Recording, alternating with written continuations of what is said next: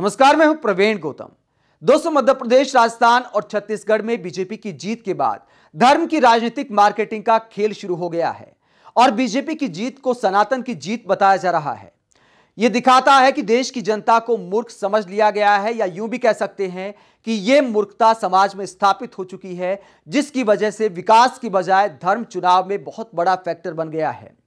कंगना रनौत जैसी अभिनेत्री क्या लिखती है कि जो सनातन नहीं मिटा था रावण के अहंकार से, जो सनातन नहीं डिगा था कंस की हुकार से, जो सनातन नहीं मिटा था बाबर और औरंगजेब के अत्याचार से, वो सनातन क्या मिटेगा पप्पू पनौती के प्रयास से।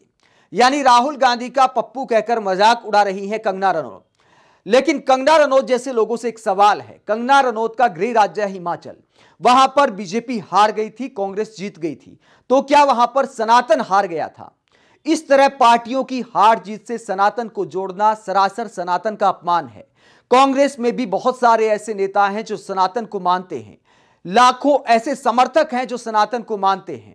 हर राजनीतिक दल में हर धर्म को मानने वाले लोग हैं, लेकिन किसी पार्टी की जीत को सनातन की जीत बता देना सनातन का सरासर अपमान करना है। लेकिन यह भी हकीकत है कि जब ऐसी बातें की जाती हैं कि बीजेपी की जीत का मतलब है सनातन की जीत, तो बहुत सारे हिंदू वोटर्स इससे प्रभावित होते हैं। वो सोचते हैं कि बीजेपी को जिताने का मतलब है सनातन को जिताना। उसकी वजह से देश के जो असल मुद्दे हैं वो दरकिनार हो जाते हैं, और यही है सनातन की राजनीतिक मार्केटिंग, जिसकी वजह से 3 राज्यों के चुनाव में बीजेपी को फायदा भी हुआ। खासकर जो एमके स्टालिन के बेटे का बयान था कि सनातन को लेकर जो उन्होंने विवादास्पद बयान दिया था, जिसकी कोई जरूरत नहीं थी। इस तरह के बयानों से नेताओं को बचना चाहिए। उसकी वजह से कांग्रेस को नुकसान उठाना पड़ा, जब देश के प्रधानमंत्री से लेकर तमाम नेताओं ने इन राज्यों के चुनाव में मुद्दा उठाया कि देखिए, इंडिया गठबंधन के नेता सनातन धर्म को टारगेट कर रहे हैं। अब इसी धारणा को स्थापित करने के लिए 3 राज्यों की जीत को सनातन की जीत बताया जा रहा है।